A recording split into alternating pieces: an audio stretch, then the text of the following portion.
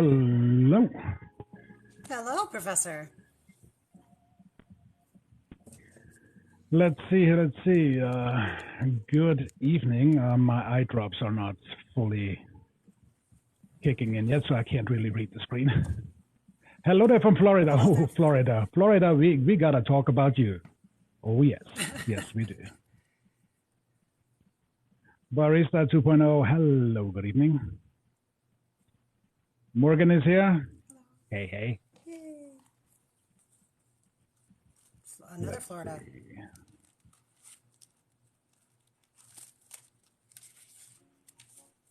Well, Florida here also. Okay. Can you hear me fine? So here's how we're going to do this tonight. As everybody is trickling in, 71 so far. Rebel, boom. I can't hear you. You can't hear me? Nope. Okay, then that's on your end.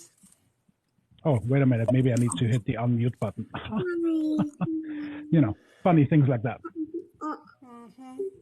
Hey, Rebel. Oh, and Rebel's kid. Hi, I know. I was like, hold on, I gotta go find some AirPods here. Rebel and Co. And company. Aw. Hey, Rothgar. Ross, I just added you as moderator, my friend. Thank you so much for jumping in. Morgan, if you were so kind, since I'm an old fart who forgets half the things that I need to do, would you please shoot me a message with all the names that I need to add?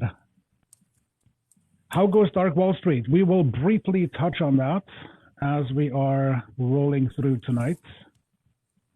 See all the beautiful faces. Well, thank you. Clearly, we have 2 of them in the room. I'm working on a 3rd one. It's a journey, let me tell you.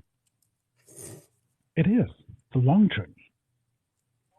Your 52K to my less than 4K says you're prettier. All right, here's a scary person going to show up in the live. It is Gen X Dad. Oh my God. The man has finally crossed into 1,000 followers. Oh my God, I'm so excited.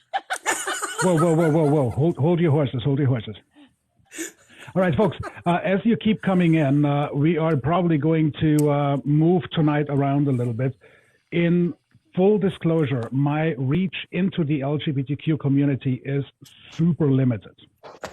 However, tonight's topic has to be around the LGBTQ setup of persecution, which inevitably is going to be, I'd say, the one thing we have to worry about pretty much right away, because whatever comes next is not good. Just look at the correlation through Germany 1930 leading upward.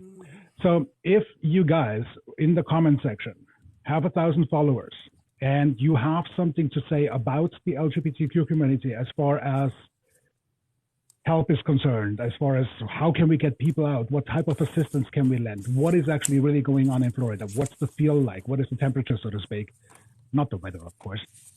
Please identify yourself. I would love to pull you up here onto the panel and allow you guys just all the time that you need to let us know what's going on and how we can actually help. You were with an NPO evacuating. Can I get you up here? I'm gonna need you to send me some information so we can make those resources available. Unicorn missing group. Where is she? There she is. Boom. Invite. Sent. Come on up here. All right. Hello, guys. I love Hey. your content, Prof. So it's actually a little being up here for a second. Not gonna lie. Oh, please. I fanboy over your content. Not gonna lie. So I am working with, I'm sure some of you guys have probably seen Ravenwood Standard floating around. And if any of you have popped into my lives over the last couple weeks, on Easter week, we were actually evacuating a trans man from the state of Kansas who had been stabbed by a roommate, which is how we got started. We've been building a lot of networks with evac sites right now. So Team Ravenwood is who I'm with, and that is me, Alyssa Ravenwood, as well as Masturbator 80. We are working with places like A Place for Marsha. We are trying to get connections with Rainbow Railroad. We officially have a motel or a place in New Mexico that is offering motel rooms to people we evacuate, and we are trying to set up mutual aid and safe states. So what I do currently, just if anyone's curious, I do the intakes, which means everyone comes directly to me. I get what little tiny bit of info I need to help you move, such as how many kids you have, what your financial situation is, are you dealing with any legal problems we have to worry about in this? Trying to keep it as anonymous as possible. And then we sit down and we work up what your plan is, how quickly you have to be out of there. Is this an emergent situation? Do you have drivers in the house? Can we get you a U-Haul and help you move all your stuff so you're not leaving everything behind? The big things that we need personally right now is, one, we are working to try to get more BIPOC voices in our mutual aid networks. I have one in Minnesota I'm working with right now, but we are trying to get more. The other thing is, if you go to Ravenwood Standards page, we have our GoFundMe up there that we're using for our resources. At the moment, we're just kind of crowdfunding and we're helping people with plans because we can't pay for all of it. So a lot of what we're doing right now is saying, okay, you want to have your kids out at the last day of the school year, June 1st? Absolutely. And what we do then is we're like, okay, here's the amount of money that we need to get through. Here's where we can help you with it. If you can meet us in the middle, we'll get the U-Haul, or we'll get people to come help move. And that's kind of where we're at right now with very limited funds, but we are doing a lot of that. Okay. Ginger. There is a comment down there from Apollo Rain. We need people to open their homes to us. We need to be protected. Do you have anything like that in the works? So we are doing that. We have a list of volunteers who are opening their homes in all kinds of safe states. What we are dealing with right now, though, is the vetting process. At the moment, we are trying to keep it to people that we have known long term, that we know who they are, that we can do very easy social media checks on, because we don't want to be taking anybody from the pot and putting them right into the fire. So right now, there are certain things that we are checking into, like if you're an established person and you are in an unsafe state, however, the person who's moving is in an even unsafer situation and we can't get them further out today, we will see if we can do kind of just a shuffle so that you are safe temporarily, and then we try to move you on to your next step. But we are looking to find people who have open homes, absolutely. Also, Witch Watch is the app that was just released that has buddy passes for anybody who needs to fly out. So pilots are offering up their buddy passes. I'm writing that down so we can add it to our repository. Elderly gentleman, what you got? Elderly gentleman. I'm so glad, Unicorn, that you brought that up. I sent some information in the Discord, Ginge and Prof. I don't know if you saw that, but that was the pilot that was trying to put together a website to coordinate with people who needed evac, and they were willing to give up them and a bunch of other airline staff are giving up their buddy passes for that. So yeah, I hope one of you, Professor, you have the largest following, so maybe you reaching out to him to try to coordinate would probably be the best idea. Absolutely. The other thing we were saying, because like I said, my big worry about this, a lot of people are talking about evac. And I keep saying, like, we need to be setting up networks. So other things we're focusing on is we now have one of the places that is offering housing, one of the hotel rooms. They are also offering help with finding work and things like that. So the evac is a big thing, but we have to think about all the other games that are being played in this and and we are not going to be able to evac every single person out. So really setting up these networks of this aid is available here, and if we can help them get out, then we know that these are set up, because some people, unfortunately, are going to be stuck doing it on their own. And when they're stuck doing it on their own and they don't know what resources are available because the resources are so spread out, it's not helping. And I think everybody has said that many, many times, so I don't want to harp on that too much, but that is the biggest thing in this that we are finding is there's not enough cohesion in the mutual aid side. And so we're trying to pool those resources. And there was a question in the, hang on a second, there was a question in the Native Chick. Hello. Good to see you. We'll loop you in just a hot second. There was a question in the chat section. What about the transitionary states through which you have to travel? For instance, from Florida to, let's just say, I don't know, Michigan or Minnesota for that matter. How is that going to happen for people who can't fly? Oh, you mean so if we're driving them, like if they're taking a U-Haul or something? Yeah. So that's where we're kind of getting into some sticky stuff. And I have one guy who's helping me right now. He's kind of like my apprentice at the moment. He is kind of scouring to see what is being proposed at the moment that we are not aware of. Honestly, the biggest dangerous state for traveling is Florida. The rest of the time, the big worry is not letting people know that you're traveling. And so what I preach, I'm military, if anybody knows, I'm a veteran. So my word on this is always OPSEC, operational security. You don't know when the ship is leaving. You don't know when it's coming back. You don't know where it's going. You don't make port. Plausible deniability is everything. So in these moments when we're trying to help people drive through certain states and things like that, with the exception of the one very public rescue we did because it had to absolutely be that way because of the nature of it, it was a fresh stabbing victim. We had to get him out. We had to get as much attention on it as we could. With the exception of that, it is OPSEC the whole way around because there are so many people who are vulnerable who are helping. We have people who are in unsafe states driving to try and help. We've got people in the most dangerous states looking to figure what they can do, and we don't want to take them down for trying to help as well.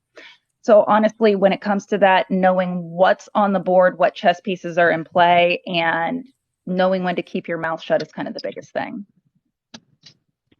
So can I ask a question? Yeah, go ahead. Absolutely. I first want to acknowledge, I think that it's worth acknowledging the severity of how sad this is that we're actually talking about how to create safe travel for almost a refugee situation, right? I mean, it's absolutely undeniably unbelievable. But that being said, the reason I say it that way is because I feel like a part of this conversation that needs to be discussed, and I know it's going to come up at some point, we really have to fight to find some legal assistance in this, to find some legal content, legal creators to get involved, because if you dig into these bills, and you don't have to dig very far, there's going to be things like people are going to get charged for trafficking. People are going to get, there's going to be a lot of legal implications to this that nobody is going to be able to afford. The ACLU already has an established network for protesters, and they are extending that network over to people who need to escape due to LGBTQIA plus status. So my first recommendation, until we get further specifics for anybody, contact the ACLU. They will tell you exactly what networks to go to. They have a huge list locally, and for Shirley Maple, just pay attention. You'll pick up, I promise. But yeah, ACLU first and foremost for legal representation. They'll point to the right direction. Semi-trucking companies been approached. They do commonly have at least a little bit of room to get individuals out, maybe not families altogether. So that was actually a mistake we found with Anakin. And I can say his name because he's kind of the face of our rescues at the moment.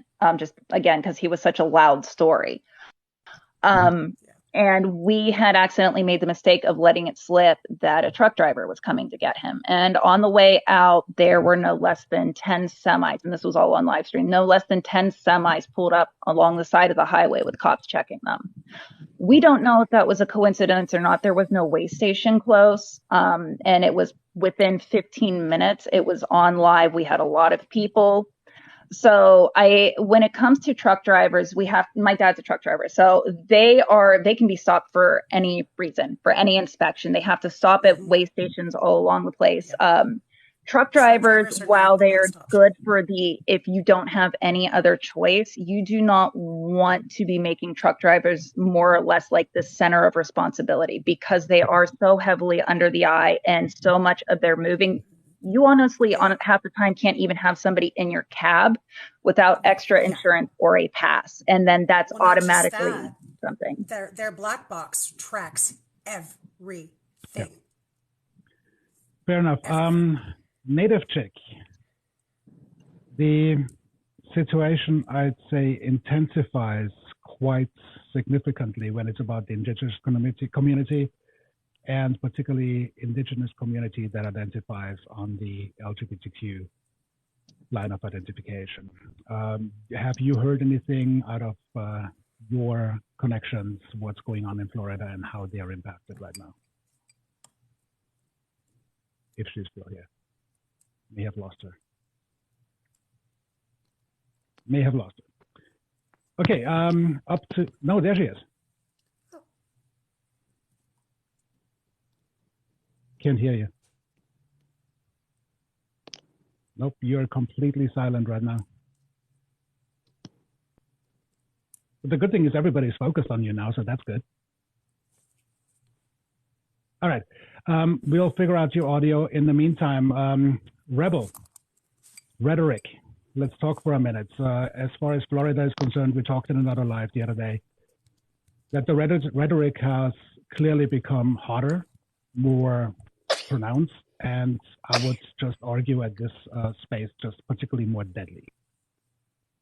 What do you see? You're the calm pro. Yeah, I mean, I think it's.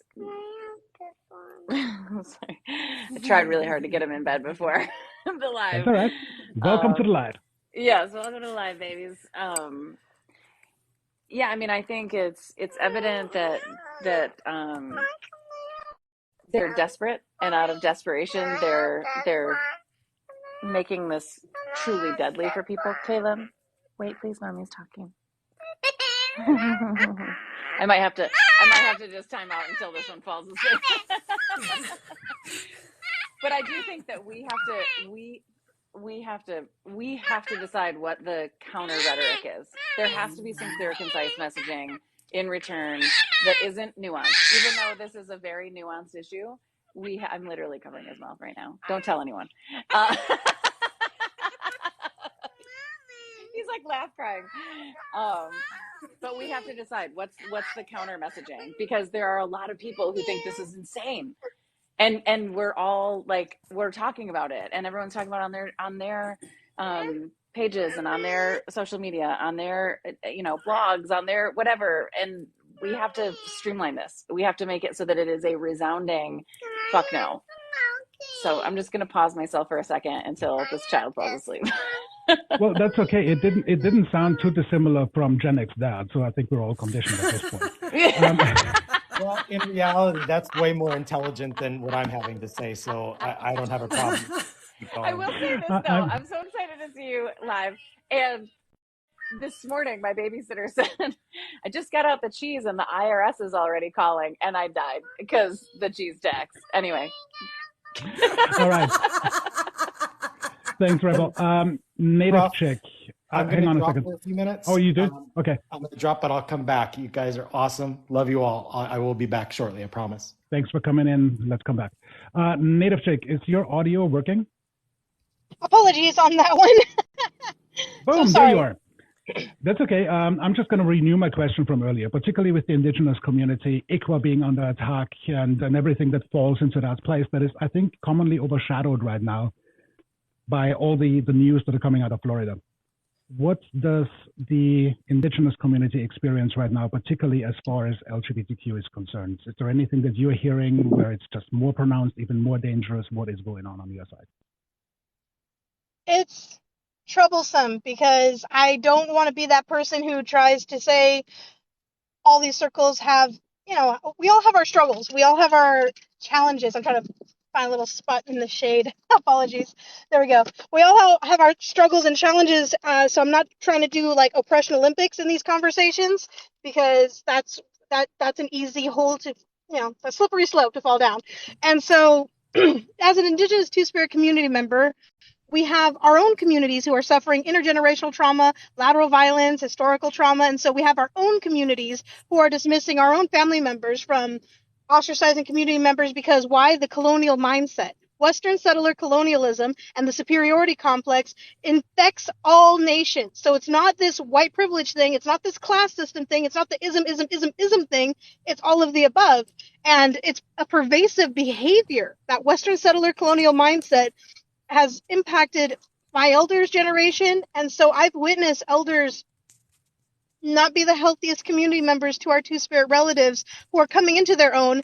And because someone tries to say it's not traditional, and I'm just sitting here like, I find validating truth everywhere in historical record that recognizes our two-spirit community members. I'm fighting my own tongue because in our community, we call our two-spirit community members two-face. Yet the colonial tongue, two-face is a malicious being, right? The societal definition of being two-faced has this social construct and this idea, yet my traditional community has called us two-faced because we carry the energy of the masculine and feminine and hold that space between. If you are not heterosexual, cisgendered, female-bodied, female role-holding community member, cis, all that, and you're not on the other end of the male, if you're in between, you have that awareness of being identified as what contemporarily is called two-spirit. However, there's also an obligation in community. It's how you show up in community. You can't just claim it like, oh, I'm LGBTQ and I'm native, so I'm two-spirit. Let's check that and make sure we are honoring truth and history, doing our best to honor our ancestors to the best of our ability, and attempting to be a good ancestor in training. There's an obligation, there's a responsibility, and sometimes it's not the easiest path. So in these are times are challenging because it's not just Indigenous peoples and cultural erasure. It is also our own communities still healing intergenerational trauma. Kind of bratty, so to speak. Well, welcome to the live. Yes. I but really want to highlight let me follow up for just a second. Yeah, let me follow up for just a second. So particularly, I mean, everything you're saying, obviously, who's to argue? But particularly with the threats of the LGBTQ community, which of course some of the Indigenous are also LGBTQ and identify as such. There are several creators on TikTok. I invited some of them. Unfortunately, haven't heard back. Is there a greater impact, and how can we broadly, communally be of assistance? Can I ask for a refresh? my brain was just like, wait, what? So generally, the Native community is already impacted pretty substantially, right? And when you compound this with the identification of LGBTQ within the community, I'm guessing, and please correct me if I'm wrong, that there is a compounding effect where it gets even more difficult. What can we broadly do other than lending assistance with, for instance, the network that Unicorn is working on? What else needs to be done? Healthy allyship, which comes in the form of being an accomplice, a advocate, and a co-conspirator. So not just being like, I'm a good ally, I raise awareness about honoring Native land, or I'm a good ally, I have a two-spirit friend. There is something to be said about community showing up for community. And I'm going to admit, when I was in my teens, I used to say white people this, white people that.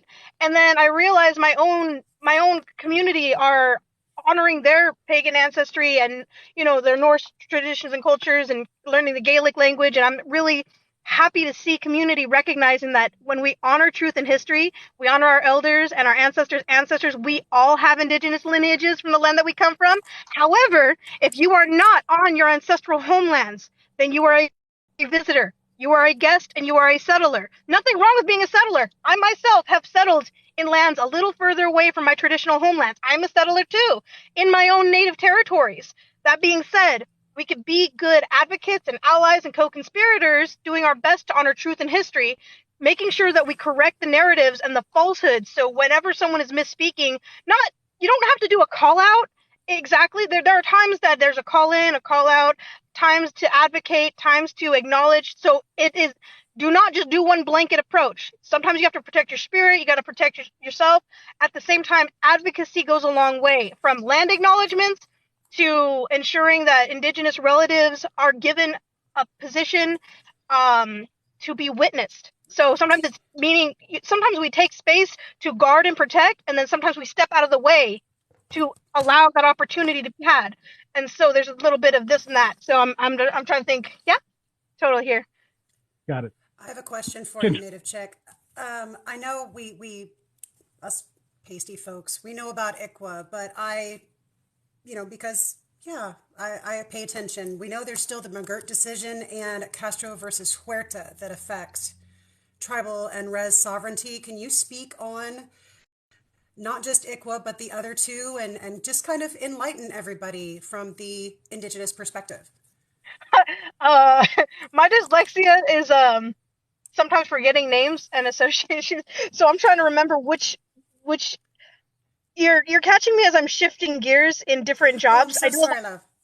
of cultural resource management, so sometimes like ICWA, obviously Indian Child Welfare Act. However, here in California, we have so many acronyms and names associated, and my ADHD dyslexic tail is not always the fastest. Oh, okay. Yeah, McGirt is the Oklahoma case against the Native man that essayed. And then the Castro Huerta, hold on. That one was the Creek Reservation sovereignty in Oklahoma. So, Right? Oklahoma's where it's at right now. Stitt has been really trying to traipse into indigenous sovereignty and challenging it. And Exactly. That is the challenge. Whenever this was a challenging one. All right. I'm going to give a quick little parallel. And because I'm shifting gears from a cultural resource management position, here in California, there's this acronym called California Environmental Qualities Act. The reason I say this is there are considerations that Indigenous peoples need to be involved in the consultation process around the impact around archaeologically sensitive areas and culturally sensitive spaces. So Indigenous peoples need to be consulted and involved. That being said, there are businesses and agencies who are like, all right, they start messaging us saying, is this area sensitive? This area sensitive? And we don't have those records. And so I'm pointing out that if we have a timeline of settler colonialism and then indigenous communities, we are still catching up. Did you know that the first time the Native American had the right to practice religion freely was 1978? 10 years older than yours truly. 10 years older than me. If you are 10 years older than my millennial, elder-ish millennial us, then that means you were born before the Native American had the right to practice religion freely. So, that being said, many organizations and tribal governments have are sovereign nations. However, they were only given a chance to authentically be present in the community in a format that is recognized by today's settler business interactions. So as a legitimate agency, a legitimate business, from license carrying or 501c3 status. So we're catching up. So our Indigenous nations have not had all of the privileges and opportunities to develop, stumble, grow, all of those things. And so whenever people see Indigenous people stumbling and they try and hold us to an equitable and equal level, they're trying to hold up the bar really, really high.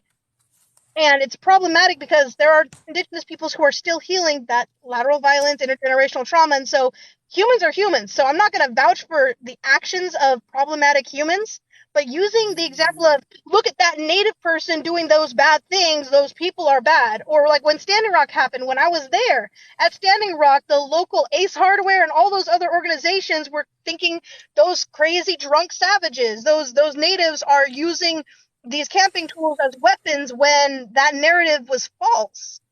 Why? Because of greed. Why? Because of financial gain of external forces. So I'm pointing this out is because the rhetoric and the behavior of trying to use a single individual as a big example is so problematic and frustrating.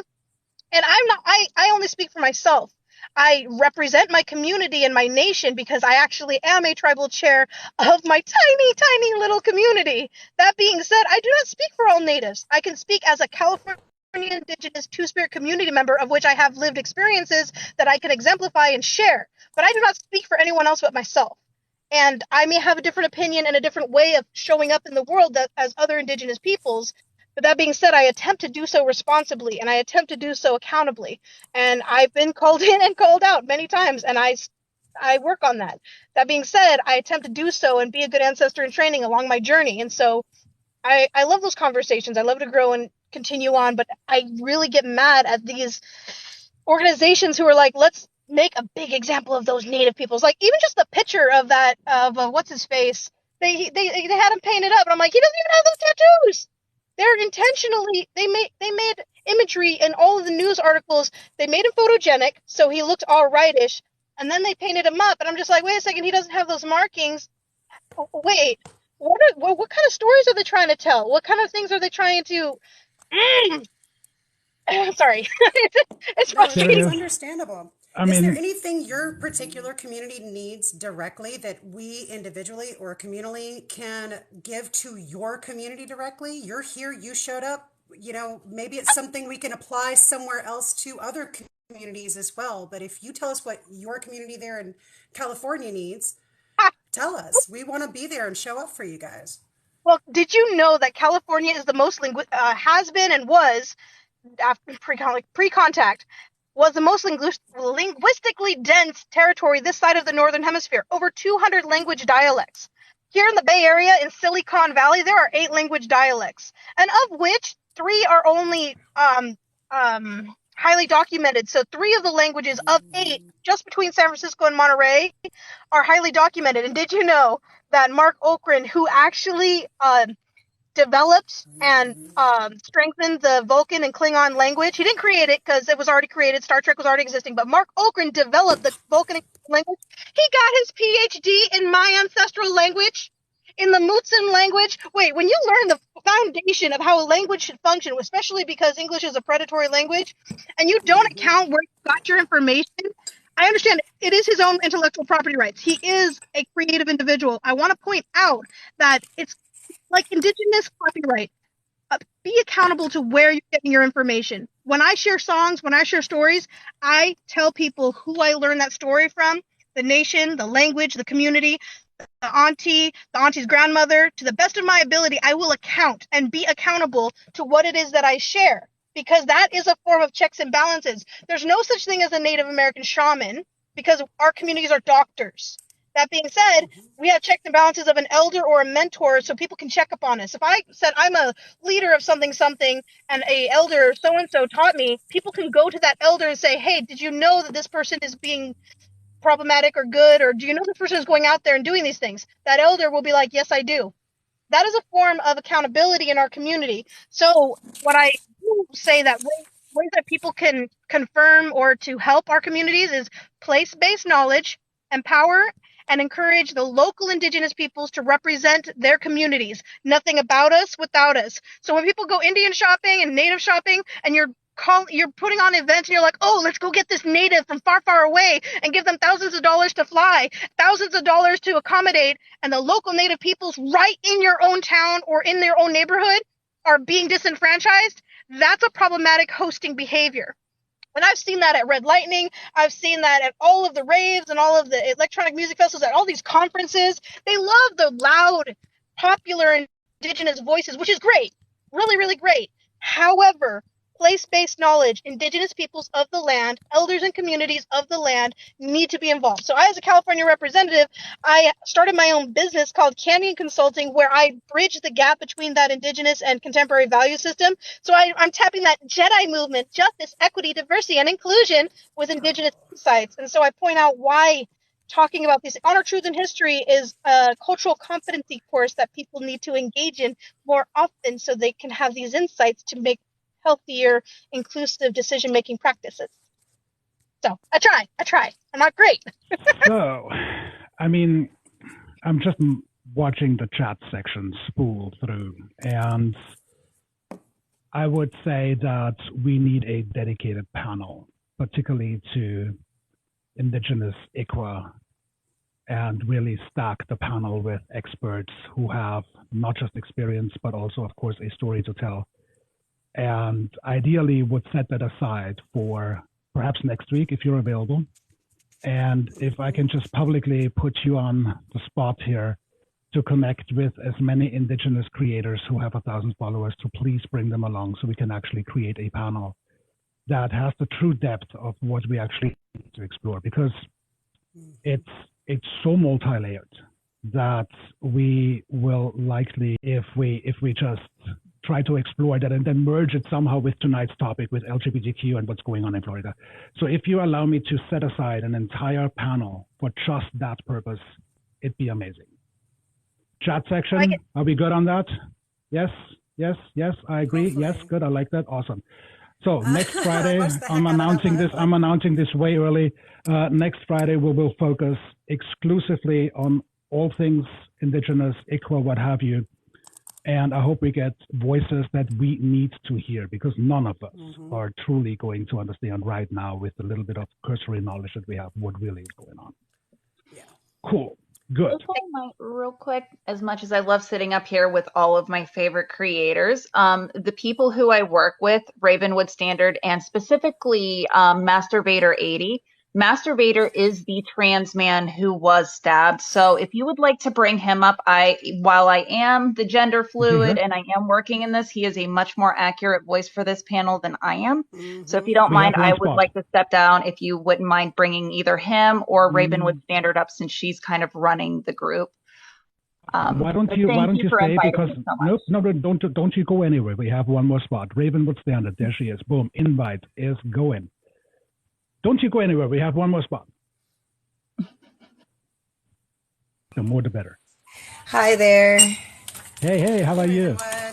Oh, goodness. It has been a long day, and this was good timing because I just finished changing my 1-year-old. I had my hands full just a minute ago. I was listening, though. Yeah, we are. We started as just a mutual aid network trying to get what I call pennies and pebbles.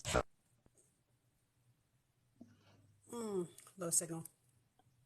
Or not. And, thing. Oh, there she Because, is. Okay. if I have over 30,000 followers, I'm sorry, my internet might be switching from Wi-Fi to Wi-Fi at the moment. And so I figured if everyone could drop $1, then we would be able to network to be able to fund these things. Can you hear me okay? Or am I jumping? Yes, we can. No, you're We good. can hear you. Okay. Well, so then that's basically what we were doing. And I was spreading around my poetry and my art and all kinds of other things that I really believed in and I care about to draw some more attention to it. But then I met Vader. And Master Vader 80 is their username. We keep that really on the DL what their actual name is. But the day before my birthday, on March 30th, they were shanked multiple times by their crazy transphobic roommate. And because they were in the state of Kansas, they were not receiving any attention. And so I was on a live stream for my birthday when I found this out, and I stayed on the live stream for hours and hours trying to network with my followers what we could do, anything that we could do. Did we know anyone who knew someone in that area that could give them a ride to the hospital? Anything. Because I was not content with just sitting there and doing nothing but being a witness. And we actually managed to, by a fluke, one of my followers has connections to law enforcement and was able to backdoor the calls and navigate with us to get help to him when he had been being ignored. I'm sorry. I've been talking for like a month, but so then we managed to get him to safety, but then the hospital put into effect a transphobic policy that would not allow him to have his gender affirming care, which he would have needed regardless because he's intersex. And so he was born with both, and then his parents chose for him and chose wrong. And so it's a very complicated situation, Vader. Really, he should be the one to explain that to you. But through the networking that we had accomplished with getting Vader to the hospital, we also managed to work with other mutual aid organizations, such as A Place for Marcia, to be able to navigate the funds and the ride to get not just him, but another one of my close friends who's also trans out of that situation. We got him to know Mexico, and now all of us are working together pretty much night and day at this point to try and navigate putting together the mutual aid network. We've got drivers, we've got a mutual aid network connection to the people who are giving buddy passes for their pilots.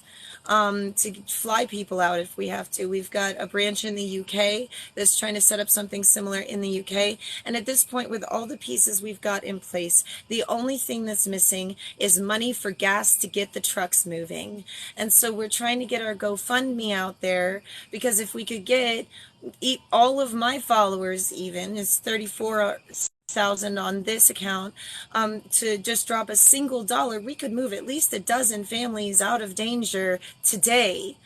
And that's really what we're trying to do and accomplish. And we're also we put together safe houses. We've been networking with hospitals near those safe houses. We have temporary jobs for some people available in a couple of the safe houses, which are hotels in New Mexico. We also are working to get someplace to break ground on an actual position, so we can get or an actual brick and mortar, so that I can get the tax forms and everything else necessary to start getting federal funding as an official nonprofit, and grants and stuff. But we're really just trying to get the word out, because we're new at this. I was not expecting to have to do this. I was kind of just expecting to get big for my poetry. Yes? We've got an audience question. Do you have a link tree or any links on your profile that people can just jump over to your page? Yes, I have a link tree that's listed in my bio, and the GoFundMe that is listed in there is our fundraising, and the Discord is where we've all been navigating together with who has what supplies and where. We have had to put a bottleneck on intake. It's for requests of assistance as well as offers of assistance, just to make sure that nobody is being misled or lied to. So offers of assistance are being navigated by Unicorn Misanthrope, who was the person that took over and volunteered when a hateful troll got me banned for 10 days while I was fundraising. And so she's been doing all of the intake for people who are offering help. And then we have Vader, who has been doing a bunch of the with a situation, Unicorn, Mama Raven, check messages, please. Okay. Yeah. Unicorn Vader has been doing intake and navigation for getting people out, and we've got several success stories other than just that. A few of them have to remain anonymous, but we've got some people in Oklahoma. We got someone already got them out of Florida, and so on. So we're really hoping that this will get big and that we'll be able to help a lot of people. So from a load balancing, which is sort of my head went, as available resources are concerned, are you 100% taxed, so to speak, or is everything exhausted? Do you have some room to navigate? Where are things at right now as far as your load balancing is concerned? Well, when it comes to everything that we're dealing with, we would benefit from more volunteers getting the word out.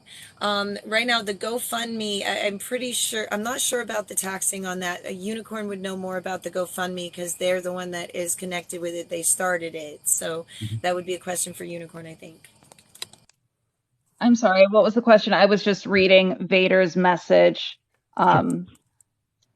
The question was along the lines of load balancing. As far as available resources are concerned, are you completely taxed 100%, nothing left, you're exhausted, and we need resources pretty quickly? Or do you have some operational room and there is some strategy that allows you to have some leeway still? So when it comes to finances, right now we're operating within a margin of only having really anywhere between $150 to $300 on hand. And fortunately, for most of the cases that I have sitting here, they're not moving anywhere for about a month. They need a U-Haul. So those kind of things we will hopefully be able to help with when they're ready, or at least give them part of the funds to it so they're not having to get as much. But right now, at the moment, it's just, like I said, we've been promoting this in lives. We have people who are helping. But again, when you're getting anywhere between 2 or 3 people a day saying, I don't know what to do, I'm homeless. And so we're throwing, $60 here for a motel room so somebody's not on the street, $30 here so somebody's not going hungry, $20 here to get the Uber just across the border to get safe. Like it feels like, when you get $800 in the space of like 2 weeks that, you can do something with this, but you don't realize just how quick it goes. And so much of what is needed is not actually transportation. It is food. It is basic essentials. It is things like Band-Aids, menstrual products, medication. We've had people ask for money to help get their insulin.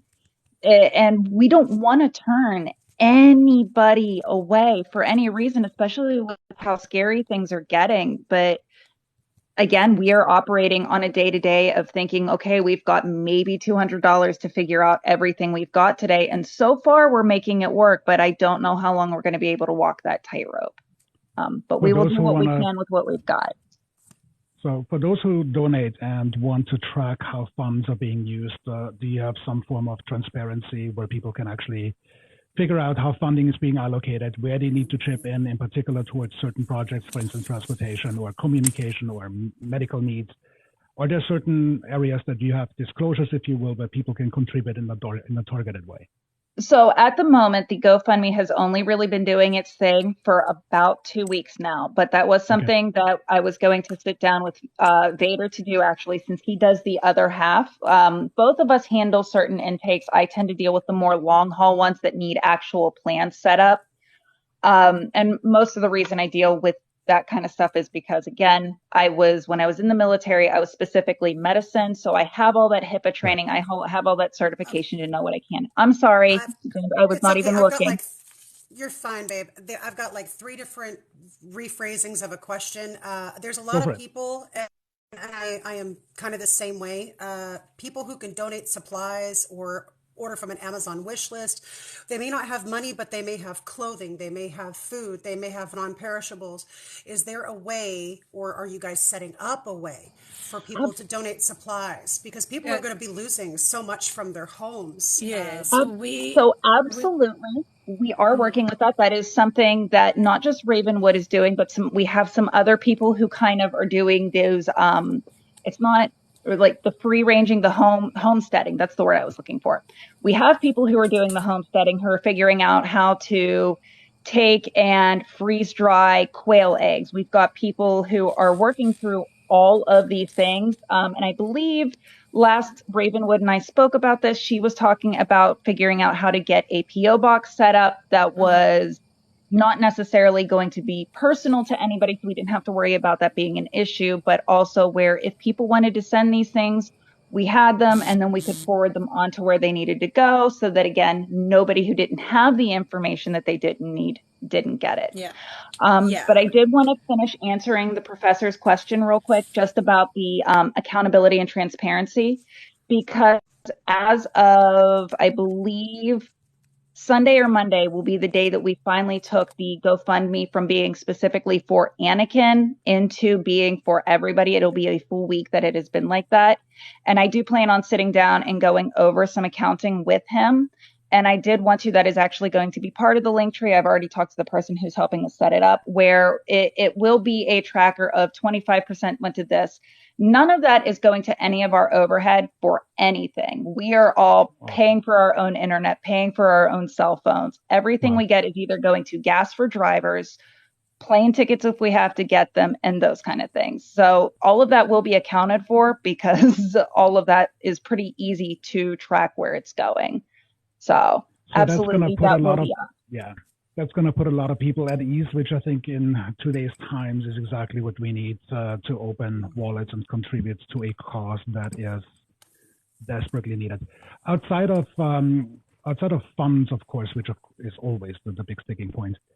Do you need any labor assistance for people who cannot donate cash or items? Do you need any labor assistance as well? So absolutely. We actually regularly get calls for people who have disabilities. I've actually got one family that I've got to figure out for the beginning of June that can't lift. They have disabled people. We absolutely have another family that has at least 2 adults that have physical limitations due to recent medical procedures who are going to have a very hard time packing up a U-Haul. And at the moment, again, for some of those things, I've been reaching out to my own personal networks, from my fellow, Navy buddies. A lot of them submariners, really good hearts, really willing to do anything. I mean, even one of them was willing to be a last minute driver for us if it absolutely came down to it. And it's kind of, again, coming down to vetting. How do we make sure that the people who are wanting to come into our circle, who are wanting to let into the most vulnerable aspects of the people we're trying to help, how do we make sure that these people are actually here for genuine reasons? Because the longer that we do this, the more all of us are catching trolls. I got 2 strikes in one day here a few days ago on my Second Amendment video that gone semi-viral. Like Well, it's just one of those I things. can't even get any views. I'm so suppressed. I can't get. I've been on live streams. So. and not to mention, I think Thomas Bishop mentioned with the PBs having their IT division and all these creators at the same time getting shut down, permabanned. They've taken to calling it being PB'd because of the Proud Boys. And I'm bringing this up because Be Kind also wanted it brought up, but leftist creators are getting attacked and targeted. Even as small as me, I caught 2 bans in a week. Both repealed. So like all of us on the left are being targeted, whether it's the Proud Boy IT division or whoever is targeting the leftist creators on the whole. So I think a really relatively or reasonably simple action item for anyone who's in the chat and for all those who are watching this after the fact on YouTube. Come on back to TikTok, or if you're currently here after the live, please follow all those accounts just to ensure that you stay connected. Would you guys please let us know where your TikTok server is before I jump into Dark Wall Street for a second? What's the name of the server, and can people join you? The Discord. Yeah, that's yours, Raven. TikTok server. Yeah, sorry, I'm Discord, no worries, because mine is held for more private matters. So yeah. My Discord it's labeled Team Ravenwood Discord on my link tree. Sometimes people have been having glitches with that, though, where it won't let you get in. We've had success with clearing your cache or logging back in.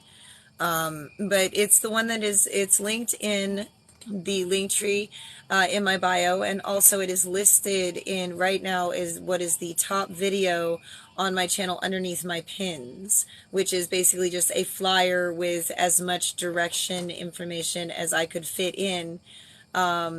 Just the basic overview of what we're doing, why we're doing it. It really, for me, because I'm in PR, that's what I always was doing. The navigation of all the bits and bobs of this are really largely on Unicorn's shoulders, because she's the one who knows how to do the paperwork. And for me, my biggest trouble is that my live streams are dead. And my videos that are talking about it, everyone is supportive of it, but they're not getting duets. They'll get a few comments and then no duets. And as someone who has gone semi-viral before, as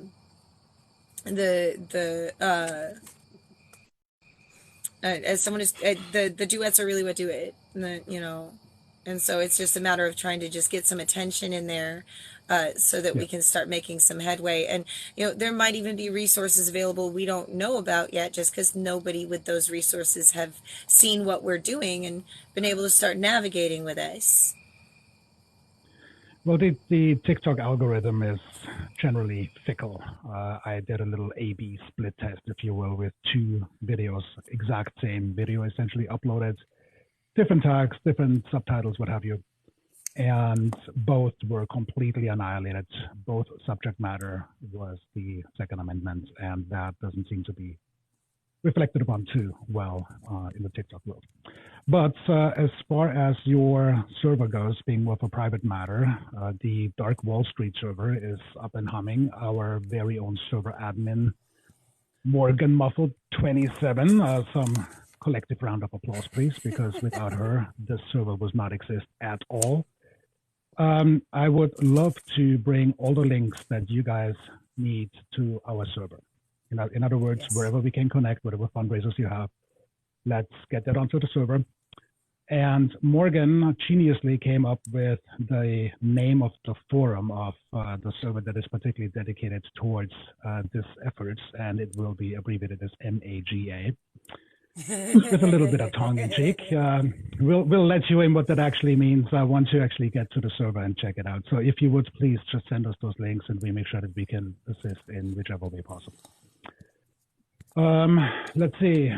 What else do we have? Do we have anybody else in the audience who identifies on the LGBTQ? I was just going to also suggest anytime that Go ahead. you want to tag me or any of the other creators in this group, we can always like very intentionally duet. Like I may not see it on my FYP or whatever, but if you tag me, I'll absolutely duet it for you. I will always also share if you're tagging me, because I may not always have the time. My life is a little crazy. But I will always reshare, and my reshares tend to get a lot more traction than my actual videos. So there's that. I appreciate anything and everything in that regard. I've got 4 kids, so I know exactly how busy life can be. You know, I wasn't exactly expecting this to drop on my head, but we're doing the best we can with it, and we're hoping to see a lot of progress soon. I hate to be rude. Can I send one of you into the chat section? We have Trans Nation News Talk waiting to come on up to have a little bit of a chat. Absolutely. I can head out. I should probably check on my 4-year-old. She's been having a stomach bug. She had a fever last I checked. So thank you so much for letting me in here. Good to see you, Raven. Thank you for Thank coming. you for stopping by, Ravenwood. Welcome. Bye, Raven. All right, Trans Nation. Let's see. We can invite her in.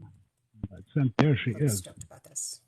Yes. Good evening. Thank you very much. Hello. Hello. Well, welcome up to the boxes. Let me just throw the overarching umbrella question at you. What the hell is going on? It's genocide. To use the clinical definition, well, not clinical, but the definition of the United Nations, there are 5 different forms of genocide that have been identified. 3 of those are currently being aimed at the transgender community. According to Genocide Watch, the 10 qualities that pretty much mark the a genocidal movement apart from a mass execution, there are 9 qualities out of 10 that are currently being leveled against transgender people. Okay. So Jersey Witch says thought we were at number 8. I thought we were still at number 7, but we're not in that community experiencing. I'm going to trust Trans Nation on this one. Missouri pushed us into 8 when they made it so that the only way you can get the treatment is if you experience the symptoms that would also prevent you from getting the treatment, thus making it that if you are depressed, you're essentially just going to be doomed to die from your depression. Yeah, pretty much. So that's definitely number 8.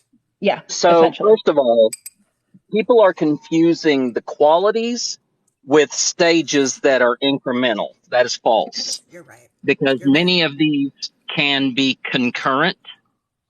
The only one out of the 10 qualities of genocide is extermination. There is not currently a large death toll that can be attributed to what is happening. But as somebody just made mention, when we remove gender affirming care, then suicidality increases. And when that is accompanied with the amount of cultural hate, discrimination, and otherwise, then that suicidality is going to increase even more. Because as the discrimination goes up and people are pushed back farther into a reclusive state, having once tasted freedom, there's going to be greater despair. I have a question, Transnation. How do they, and I know this is a loaded question, what are the thresholds for us to be in the genocidal? Like, is it like a percent of the population that is trans? Is it a percent of the population in general? Is it a percentage of what is it going to take before we hit that last stage by the UN standards? By the UN standards, we don't need anything more. You only need one of the descriptions of a genocidal effort to qualify as a genocide according to the UN. There are three that are currently at play. We are watching psychological, mental, emotional harm being intentionally inflicted upon this group. We are watching the removal of gender-affirming care, which is a life-saving intervention for transgender people. We're seeing that being removed. And finally, we have seen in Texas, we are seeing the movement toward it in Florida. We've also seen it in other states. But that is the removal of children from this group and placed with another group. So we are technically in stage that final one. Those three qualities currently are definable within the transgender community. So in the absence of broad action, which I think we are sorely behind in terms of timing, what do you see as a forecast for this, let's just say a realistic forecast, if you will, as to what's going to unfold in the next, let's just say 6 months? So in the next 6 months, in fact, I just did a special report on this on Tuesday, because of what we have seen with the Georgia bill, the Missouri Attorney General, and the Ohio bill attempting to put comorbidities of mental health issues in front of transgender treatment. We're going to continue to see that grow. And it's kind of nice that Texas Republicans are so saucy that they actually threw out their game plan a year ago. Yeah. What we are going to see, if we cannot turn the tide of this, is we're going to see involuntary psychiatric holds for transgender people. Oh, that was already interesting that you mentioned that. That rings a bell as far as the homeless community in New York City is concerned, where the mayor pitched involuntary psychiatric holds. Yep. I wonder if there is a correlation to that as well. You can't avoid it, because I believe the numbers are 40% of the homeless youth in this country are LGBTQ identified. 40% of the homeless youth. The PIT count was just on January 28th. For anyone who's not aware, the PIT count is the point in time count where counties go out, cities go out, and statistically assess how many homeless community members they have within their community. That is a staggering number, 40%. Yes. Yeah. And the acknowledged number of homelessness in the United States, not to go too far off track here, is about 550,000, give or take, with a solid percentage being comprised of the veteran community. Surprise, surprise, right? Hey, I'm a statistic. Look at that. Pardon me? I said, hey, I'm a statistic. Look at that. Yeah. I am a homeless veteran. I'm actually currently living in a homeless place for women veterans and their children. So, yay, I'm a statistic. Always nice to hear. Send me at the end, please, when we're done. I'm good. I have resources at my disposal. It's just sometimes when you hear a statistic that applies to you, you can't help but to kind of laugh at the dark humor of it. I apologize. That was not meant as a pity thing. That was just a neurospicy. I can't help but laugh. I'm here with you. If you're not laughing, you're crying. If you're crying, And I'm with you, sis. I got you. The homeless community is very dear to my heart. We'll probably go into this in another life in the future, potentially. But I'm actually just pulling up a map that I found on a website that I'm not quite sure if I can share yet. There's some work on the back end to essentially provide additional resources for individuals to get to safety. And on that website, there is an image, a graphic of the United States with all of its states identified as far as the risk assessment goes for the LGBTQ community. 27 states are presently highly unsafe or somewhat unsafe for the LGBTQ community. That doesn't leave a lot of land to go to. What do you suggest, Exactly. News Talk? How are we going to go about this? What needs to happen? Because if we are starting to rearrange the United States based on identification, we are going to run into the next issue. The level of logistics involved in this is quite literally beyond the capability even of a collaborative effort. Because when we start to look at half of the families in Florida that have transgender children have already considered the need to move. They have already looked at that. I myself, I live in Arkansas, and I'm moving to Minnesota next month. Because the moment Arkansas signed the bathroom bill that made it illegal for me to go into a women's restroom, I knew I had to get out of the state. Not because the restroom issue impacted me, because I don't use public restrooms. Mm-hmm. I'm leaving because the vigilantism that is going to happen. Yeah. It is going to rise up because there's going to be a good old boy around here who's going to say, I've got to protect the women folk from these evil trans people from going in the bathroom. I used to live in And Arkansas myself. that is, it's there. yeah. And I live in the liberal part. I'm in the northwest part. Fayetteville. Yeah. But yeah, we have to recognize that some of these places are out of reach. Massachusetts, New York, Delaware, California, Seattle, Portland.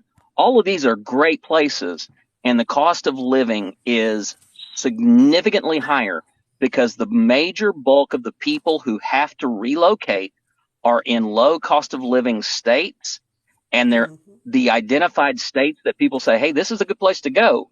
The cost of living is 2 to 3 to 4 times higher than what they have. I'm in Seattle. I know.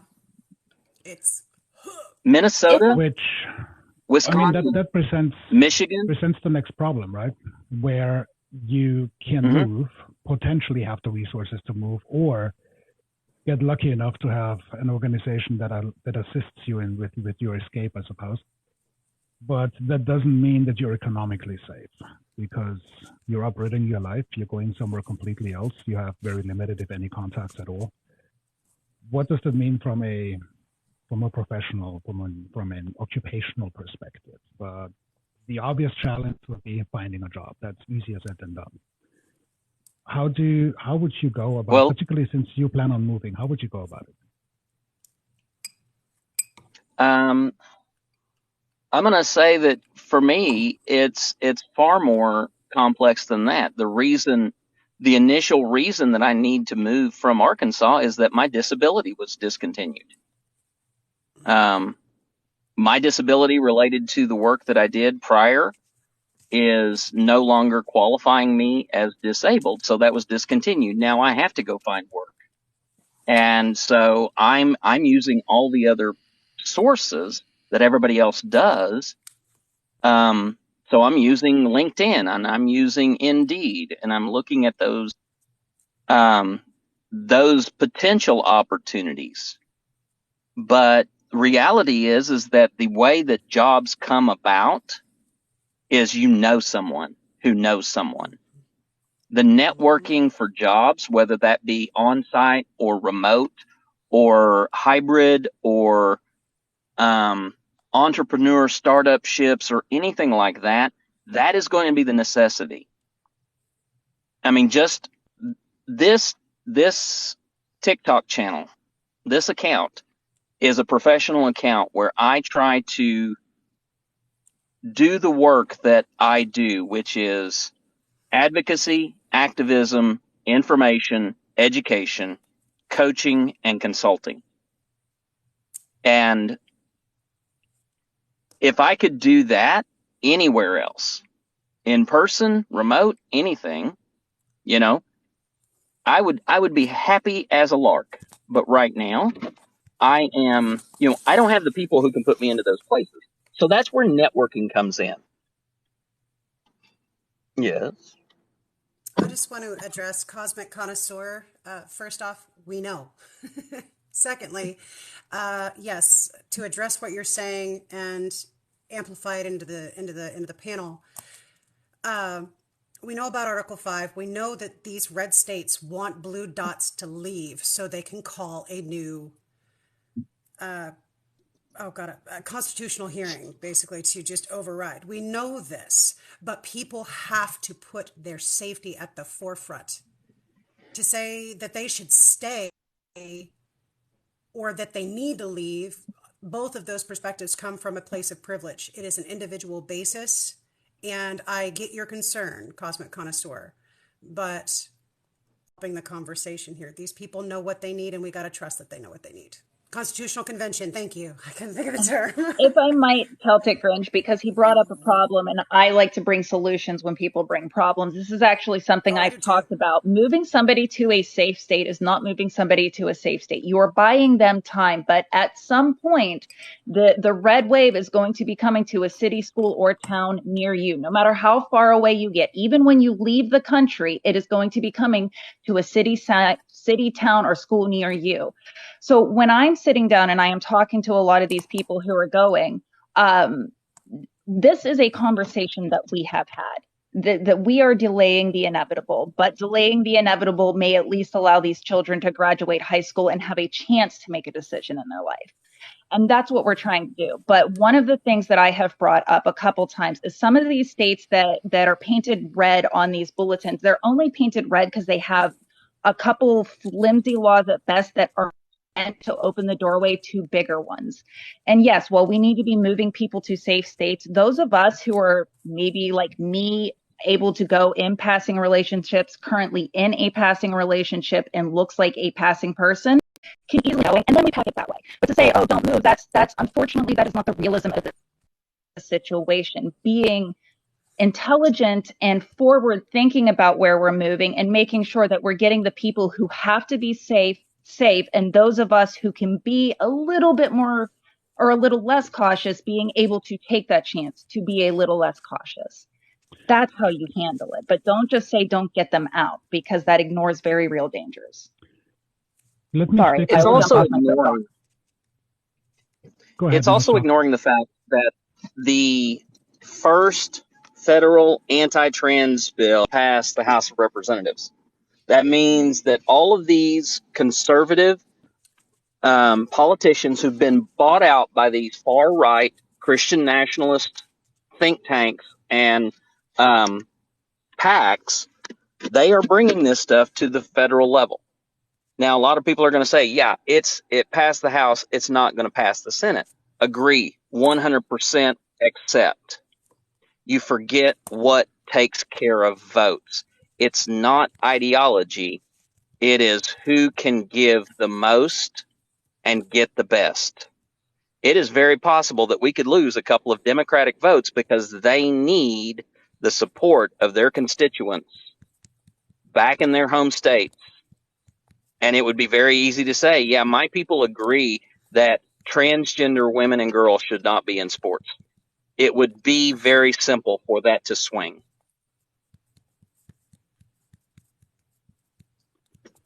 I think the basic argument that originates with the idea of don't leave because otherwise they will with certainty win attaches sort of to the idea that there are 27 states that are already not safe for the LGBTQ community.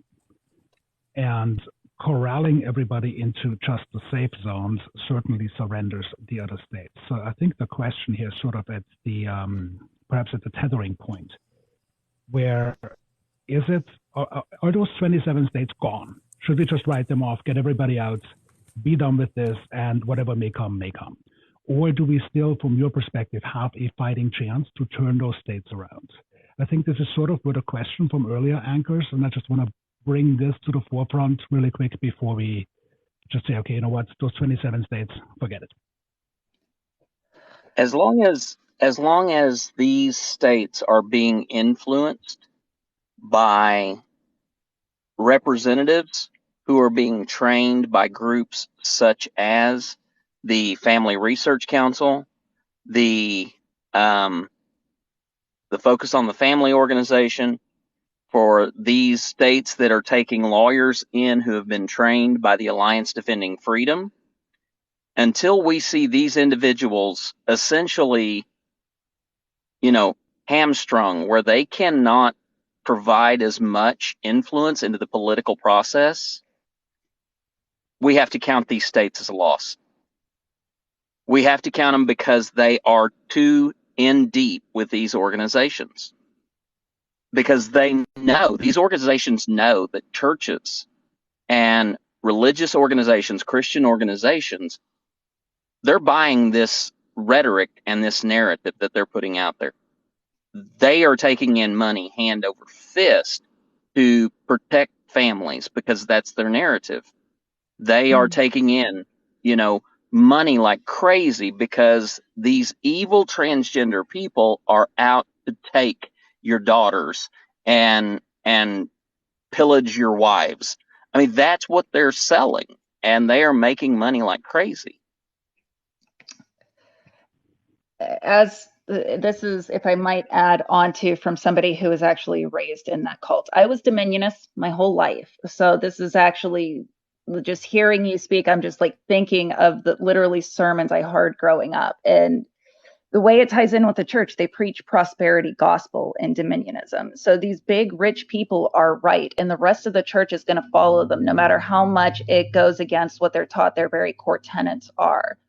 And with dominionism also comes just the most insane human rights violations. And it preaches on that. And the big thing is the fear. I don't know how else to put it, but dominionism breaks your sense of fear. And the reason they do that is fear is your most empathetic emotion. It is the human's most core emotion. So when you cannot properly feel fear, you cannot properly empathize with other people who feel fear based on your actions. So you're talking about having to break an echo chamber, which is why I said, like, if people are safe enough to be able to get there and try to make a difference, those people by all means try. But you are talking about breaking the echo chamber. And in order to do that, you have to restore empathy. And that, I can't even tell you how I got that back, but I can tell you when it hit me and scared the shit out of me. But that's also how I knew what they do. So that way they also come in and preach that if it causes fear, if it causes confusion, it is of the devil. And so if you don't understand trans existence, it is automatically satanic. And so when you started speaking that, I was just like, that is every single doctrine I was ever taught growing up. Oh, I'm so sorry. That was just a whole trigger moment. I apologize. No, that's fine. That's fine. I mean, that's why we're doing this. This is probably and hopefully some of the safest environment that we can offer you, thanks to the incredible moderator team, by the way, that we have on the back end. Just want to point them out. Thanks for keeping us safe and thanks for keeping us live. When the pages turn through in a rather, let's just call it sobering statement, more or less along the lines of the plea, not everybody can leave red states.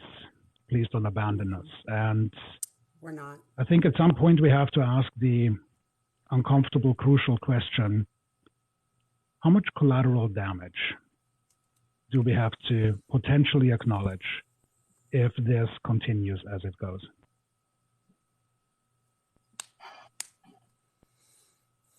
If I can quote George Orwell here, when he wrote Animal Farm, he was asked, I just spoke on this today, he was asked if it was meant as anti-communist rhetoric, and that is not what he intended. His response was that the moral of Animal Farm was that any revolution essentially born from blood and violence is only ever going to beget blood and violence. That unconscious, power-hungry leaders, whether that is what they intend to do in the moment or not, or is what is going to lead you to your downfall. And the revolution that forgets the reason that they revolt is doomed to fail.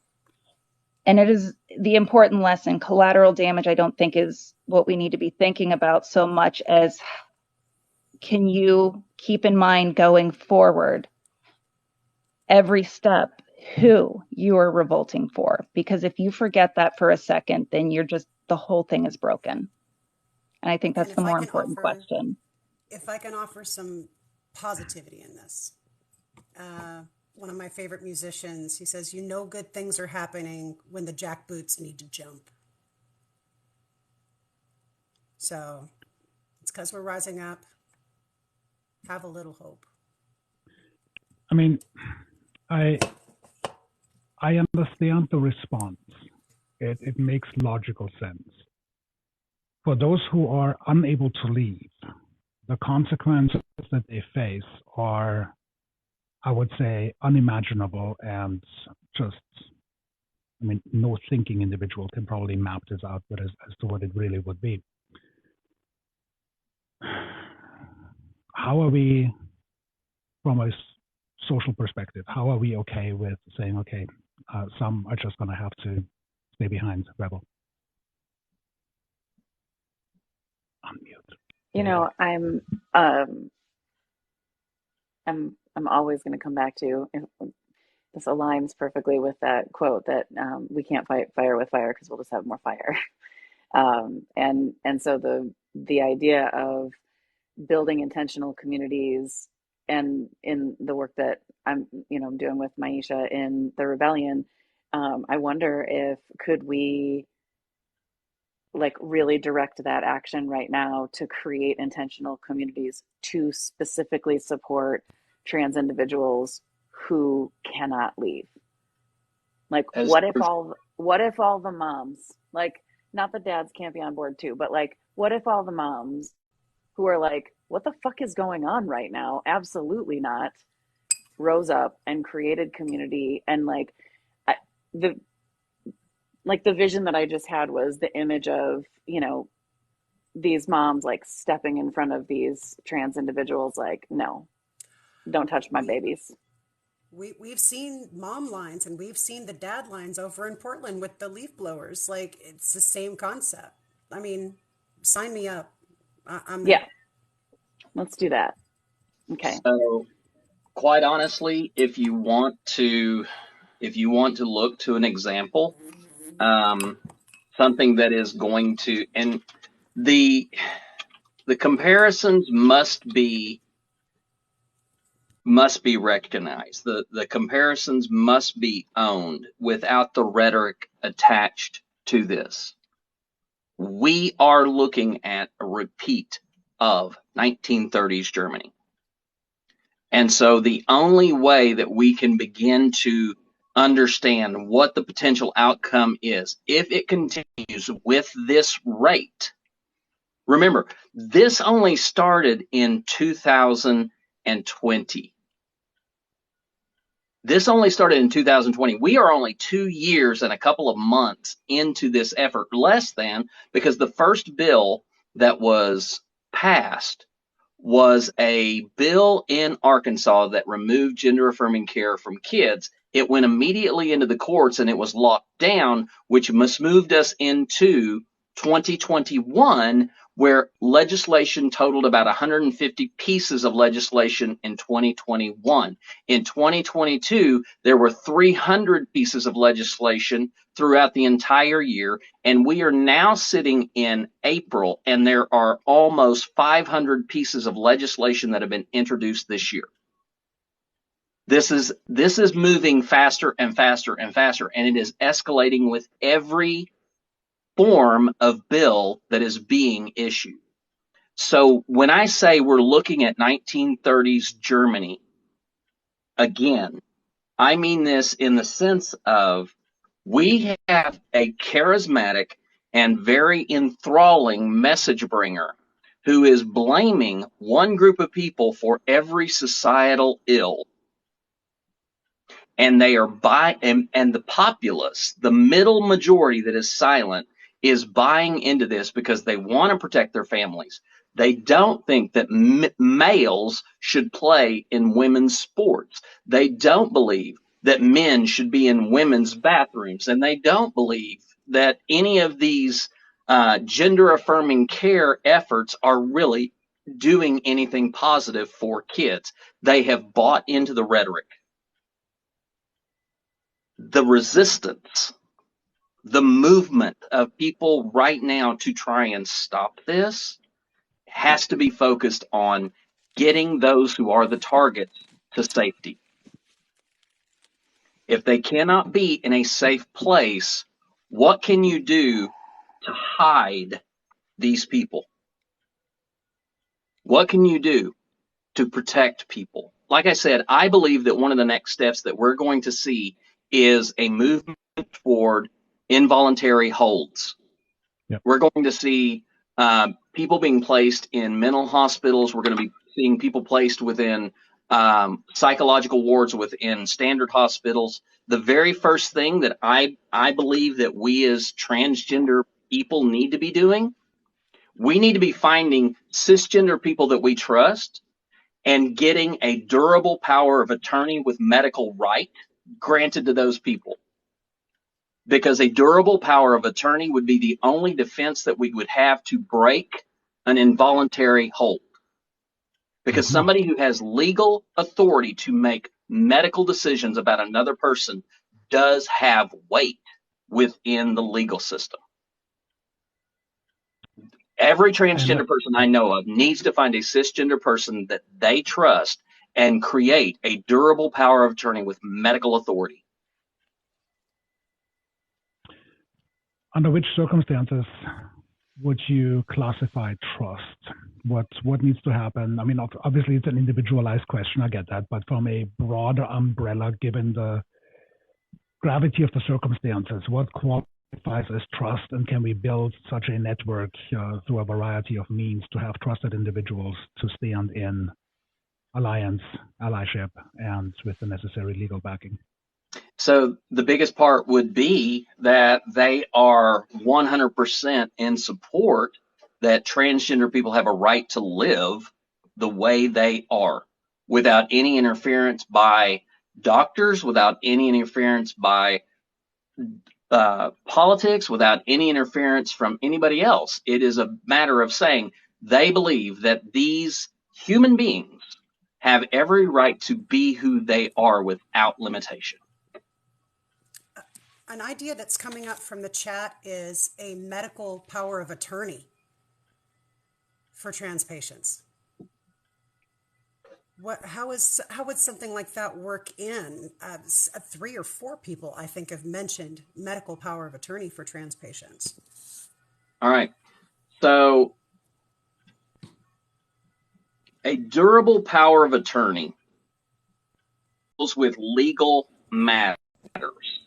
When you include a medical part of that, you are giving that person to make decisions if you are deemed to be incapable of making your own decisions, even within medical circumstances.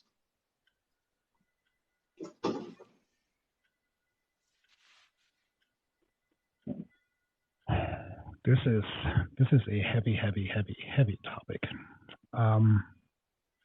I wonder if we can create such a pool of people. I think this particular community here, there are several people who can vouch for each other, and we can eventually create a cascade of vetted and vouched for individuals who are going to do what's necessary to save others. So I think that would be a worthy endeavor. This would also have to be, these people would have the ability to go to where that person is. If that person is being put in an involuntary hold, You have to actually be on the ground, most likely, to deal with hospital administrators, legal administrators, law enforcement, all of those type of things, because this is a complicated legal matter. Yeah, it's not just as easy as signing a paper and calling it good. If Exactly. the paper it gets called in, then your feet better be on the mat. So I think there needs to be an intimate understanding of the legalities, but also more importantly, what it actually entails once you really have to get involved beyond just signing on the dotted line. Yeah. I hate to Go ahead. ask, but how closely does this tread to leave Britney alone? Because like that feels really uncomfortably close to that. Just in general. Oh, Sorry. I see what you're seeing, Unicorn. Yeah. Good, because I don't. Can you explain it? Forced conservatorship over Britney Spears. And she had to fight tooth and nail because her dad benefited from all of it. And so I see your concern, Unicorn. That would be a scary realm to tread, but I think you can pick your medical proxies and your POAs. Like, Conservatorship is a step beyond a durable power of attorney with medical authority. yeah.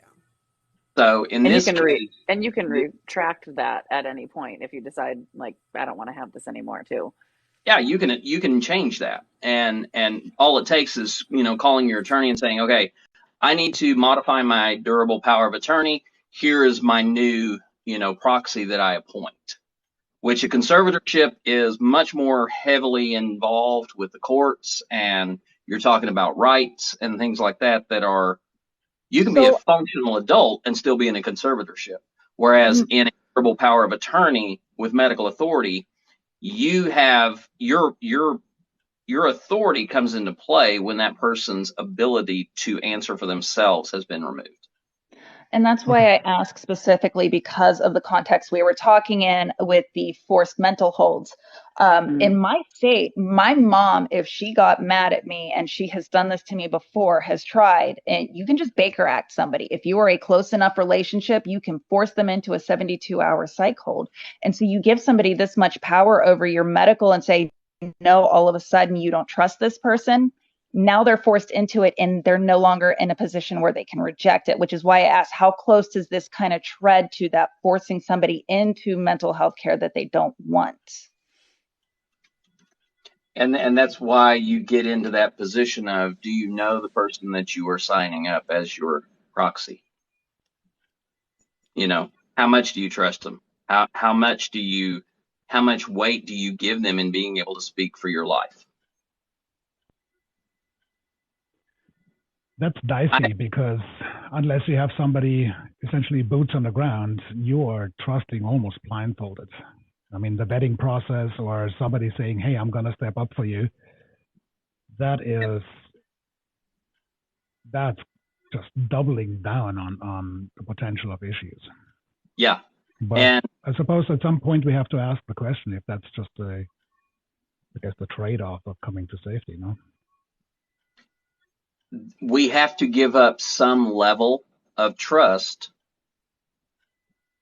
I mean, that's just the reality of it.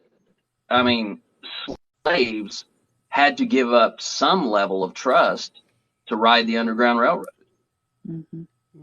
That's true. Yeah. Jewish individuals had to give up some level of trust to Germans to get them out of Germany.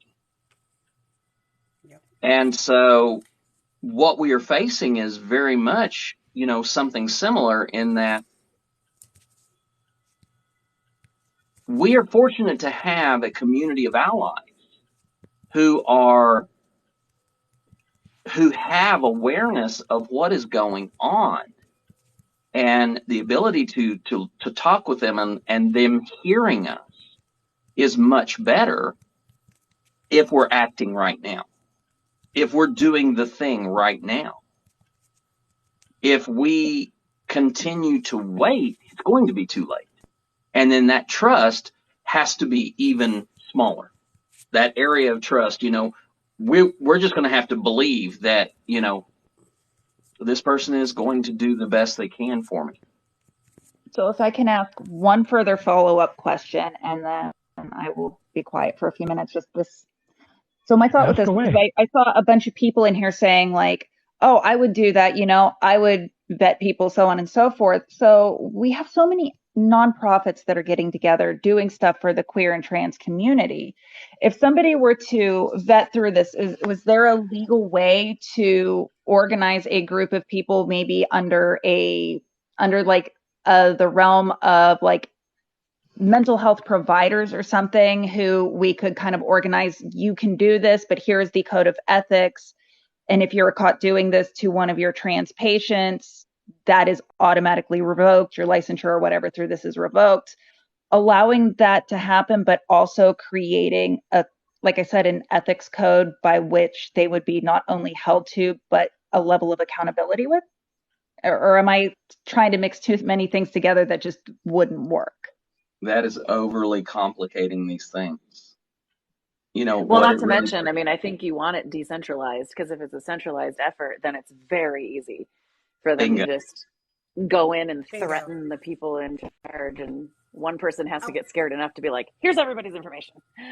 I want to jump in real quick because there's a lot of resources being thrown in this comments section. I know I have my messages locked down on this app, but if you message me, if you message Morgan, if you message Professor Zeitgeist, all of us on Instagram, we have those completely open. I think all of us do. If you have resources like the Mind Freedom International, message to me on Celtic, same name, but on IG, because there's a lot of good stuff in here, and I'm trying to write it all down. But we want to add these things to our server. Yeah, definitely. Send those to me, please. We're going to start to add a repository of useful information and links to Dark Wall Street. Morgan is going to establish that within the next couple of days to just provide more assistance. For those who are coming to Minnesota, there is an outfit called Gender Justice. They are working very closely with Representative Finke in Minnesota, who is, I don't want to say single-handedly, but almost responsible for championing trans rights in Minnesota. If you are happening to manage the transition into Minnesota, that would certainly be an outfit to connect with. They have phenomenal legal assistance. They have great staff. They are, of course, unbelievably committed to the cause of making sure that everybody gets to safety. I don't know exactly how far the network reaches, but for those who are planning to basically have Minnesota as their destination, that would be very much recommended. I wanted to touch back on something that Newstalk said earlier regarding Germany. And I recorded on this in the last couple of days, just to give you a little bit of the, I would say, significance. In Germany, the German criminal code had paragraph 175, which essentially depicted that the gay community is going to be outlawed. Now, notably in Germany, it was particularly targeting the male gay community because, for obvious reasons, anyone female gay in that community was very much enjoyed by the male leadership. We're not going to go too far into that to maintain this live and not get banned. But essentially, they corralled the male gay community, and in the process of corralling them, gave them striped suits with pink triangles before they disappeared in a variety of camps. And I think the misconception or misinterpretation in the United States thus far is that we haven't seen a traditional concentration camp. And I think this is where we're falling short of understanding the gravity of fascism that we are heading towards at breakneck speed. And I want to connect one other thing to that, and I was made aware of it yesterday, that the orange individual who was the president prior just went on a press conference or speaking tour, whatever the heck it was, where he said that they would clean up cities in the United States, clean up cities from homeless people and build tent cities. And then offer, of course, a variety of assistance at tent cities, from psychological to rehabilitation to what have you, if you're willing to accept such services. Otherwise, you're going to be stuck in the city without services. They're going to be work camps. What exactly? What is that? That is the contemporary version of a concentration camp. Yep. And if we can essentially, quote unquote, stick the homeless population into this, which is, of course, an easy target, very little representation. Guess who's next? So I would counter that we already have the precedent for this. And that was the relocation of the Japanese and Japanese Americans in demilitarized, desensitized areas of the country. The fact is that Japanese and Japanese American and American born of Japanese descent individuals in World War II were placed in concentration camps that were in worse conditions and had more guards than the German prisoner of war camps that existed in this country during the same time. I just want to clarify, I live 15 miles from the one in the Pacific Northwest, which is Puyallup Fairgrounds currently. And when I first moved here, I got told that it was never used as a Japanese American internment camp. I did some digging. It was. And now it's a fairgrounds every year where people come in and go on rides. So it is a real thing. I posit that story strictly to say and qualify and quantify. It will happen. I mean, we've seen quite effectively that a lot of the legislation that is designed to protect K through 3, for instance, was really just a gateway to become much more significant and of harsher proportion. I don't want to go too far from the conversational line that we've had so far, but Unicorn, if I may just lob this over to you, and please feel free to completely shut me down on this.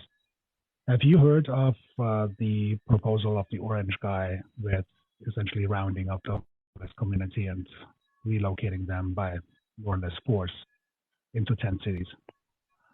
I have. I actually duetted it probably yesterday or the day before. Okay. And I stopped breathing. I really did. As soon as I heard it, we're gonna clean up the streets. We're gonna take them and we're gonna put them in, these tent cities, and we're gonna bring in therapists and the mental health, and we're gonna teach them to work, and we're gonna give them jobs. And just the more he spoke, the more my skin was crawling, because I know that sometimes I can ramble on, it's the ADHD, but I hyper focus on cult thinking and specifically the rise and fall of fascism. It has just been one of my many hyper focuses over the years. And so probably the last 2 years as I've watched him, I've gotten sicker and sicker. And when it culminated in that, I actually was dry heaving after I duetted it. I knew exactly what he was saying. So it's okay, breathe. Sorry to. Oh no, I'm good. I'm very good. I just speak really fast and I have asthma. So sometimes I sound like this. Yeah, and again, I just personally see this as a gateway. And of course, from a political spectacle perspective, he can't hit the same train as DeSantis because that one is already taken. So he's got to find another target group that he can villainize. And he picked the one that is most easily to pick on because, again, very little representation or no representation at all for the most part. And a thorn in most people's sides, even though we all collectively agree upon the idea that the homelessness community needs and deserves help. As soon as you get asked to task, then it's suddenly not in my backyard. And I think this is where we find commonalities between the homeless community and the LGBTQ community in a sense of not in my backyard. I'm perfectly okay with where they are, just don't come to me. Oh, and go ahead. If I might add just a 50 cents on this, and then I will mute, I promise. No, please, anytime. Here's the thing, and I know sometimes people get a little salty when they say, we're watching a repeat of the 1930s and 1940s, and I jump up and I sound like the actually guy, and I say, no, we're in a continuation. And I am very serious when I say we are in a continuation. I think everybody is aware the whole yay, blah, blah, Operation Paperclip and how that turned into MK Ultra and how we've put all these people in our power. Our country didn't just switch to fascism overnight. We were espousing fascist ideologies long before Pearl Harbor. And we brought those people over here, and that authoritarianism struck on the homeless community almost immediately. So this has been going on with the homeless. We have been setting the precedent, because before that, homeless cities and tent cities popped up. That was just normal every time there was an economic depression. But now with the heavy focus on the criminal justice, we've always treated homeless like this, and we have prepared the country for generations to treat homeless like this, and it is going to go unseen. You can mark my words on that. We have taught generation after generation that if you are homeless, you did something because you were an addict, because you were a criminal, because every reason in the world except for the system that put you there. So when I say my skin crawled at this not because of the words that he said, but because the ideology has existed for so long in this country that it is going to go unseen. Sorry.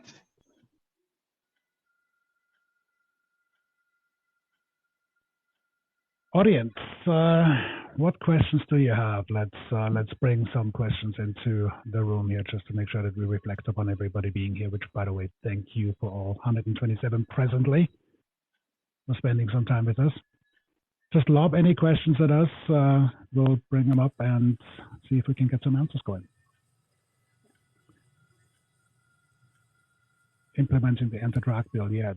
I think Florida take on Moore versus Harper.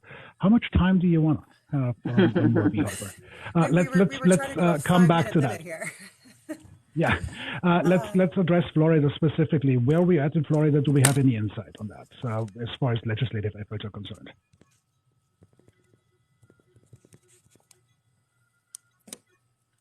Go ahead. Oh, you're Googling. Got it. The one thing that really struck me, and I don't have the bill number in mind right now, is that, and correct me if I'm verbalizing this incorrectly. Moon, by the way, thank you for coming, and we'll see you next time. The bill essentially outlawed any form of drag performance as sexual assault towards children, which could now be sentenced with the DP, which used to have the requirement of a unanimous decision of 8 in the jury. That was reduced to 4 in the jury, at which point, obviously, we are only needing 50% to pass the most draconian of sentences. And that's as far as I know about the Florida situation, but I'm sure there's a lot more to say. Could you go back and restate that, please? So I think it was 8, that only requires 8 out of the 12. Remaining 4 don't have to be unanimous. And they're making SA or perception of SA a capital punishment, which usually that only applies to capital crimes like deleting somebody. Yeah, Panther Spencer just put it in, the DP with only 8 jurors required to execute. Yeah. From my reading of that bill, it was specifically defined as a physical assault on the genitals of anyone under the age of 12. We might want to be careful with the way we're talking right now. It's getting a little... Yeah, I'm actually scared to broach this topic on the live at all, just in general, because there's no way to talk about it and make sense. Yeah. So I would do abbreviations. If you say deep, you mean penalty. Sorry, it's charades on live. Exactly. Like the fact that we have to speak gibberish in order to take on these topics, and it's absolute malarkey. The reason why I'm sort of making this distinction is that it specifically speaks about battery of injury with injury to the organs. Somebody pointed out that they may consider hormones or puberty blockers as such. Yes, exactly. That is the window that it creates. Now, before we go into hysterics about this, please remember, Florida has already outlawed gender affirming care for minors. It is already in place. It is already being done. So this is a horse, that's already been loose. This is just a cart that drags something else behind it.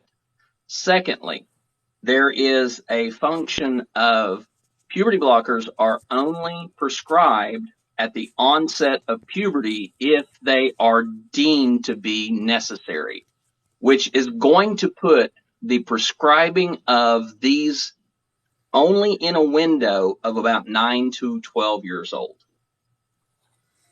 which again, that is not a huge, significant number of people, but this is going to directly impact any doctor that would have any form of care regarding gender affirming care for a prepubescent or pubertal transgender child. Not to Didn't mention Missouri intersex follow and suit on that everybody pretty else. quickly, making available the reporting form on the state attorney general website saying, hey, if you want to report somebody, here's your form? That We was already shut it Missouri. down. Oh, that That was Missouri, yeah. Missouri AG, and it's already been shut down. We've already overloaded it. Did we succeed with that? All right, good. Yes, we good. did. We had a call to Yes. action out on Dark Wall Street. So we said, okay, here's the And link. Let's go. Anon also joined that, and it got taken down, I think, earlier today. So Anon teamed with all the rest of us. So Bravo, bravo, bravo. Thank you to anyone who's here in the chat and also on Dark Wall Street for executing. This is what we do. All right. Well, let's see. What else do we have?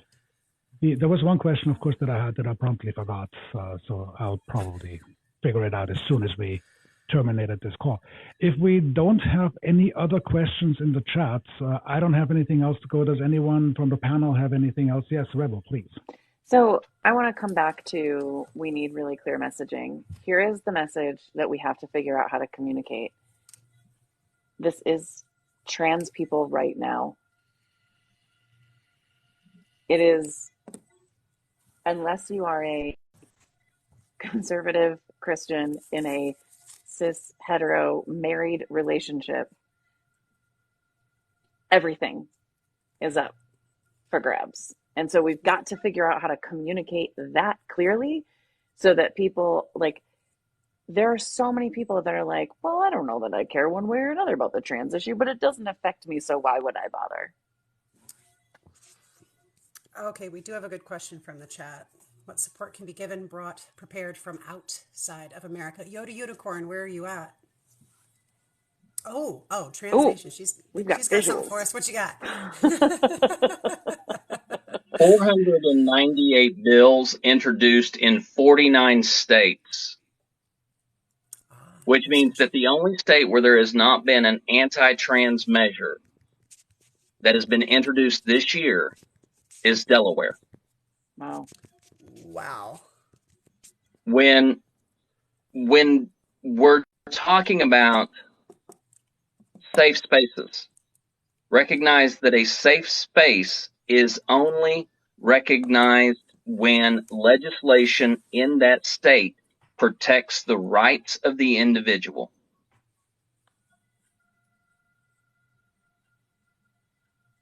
Doesn't matter if they're going to fail in those states. Right. What matters is that they've been introduced, which means that they are talking about it in town halls. They're talking about it at the barbershop and the coffee shop. They're talking about it in such a way as to continue the narrative that says it's kids who are in danger. It's women who are in danger. It is these measures that sound logical when you leave out all the details. Mm-hmm. So, because in the interest of time, and like this communication is my lane, anyone who wants to work on, like, let's have a gathering, a collective of people who want to just brainstorm off of live so we can use all of the big words, all the scary words, and get really clear on what can be the most succinct messaging that we universally use.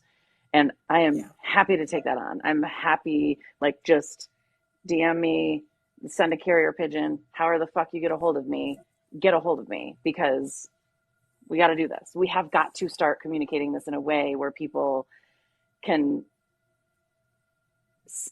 hear the details without like having to get into the weeds of the nuance of all of this, right? Like that's the issue with the right is so good at their propaganda machine is so good. That's why people are buying into this shit, because they're like, oh, scary thing. And they're like, well, that seems logical. Okay, I should be scared of that. And then they carry on because simplicity, right? So come on over. I expect my DMs to be blown up tonight, but I'm serious. We'll coordinate it. Yep. And if we can assist, we will happily do that. Ginger.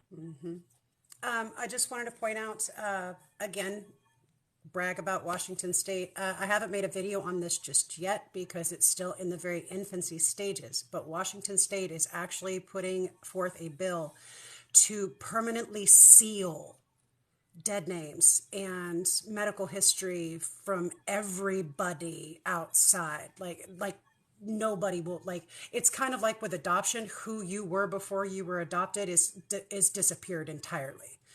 And I can speak on that as well. But in Washington State, it is being pushed. I will do a video in the next few days just to show you where it's at, so you can share it around, you can support it.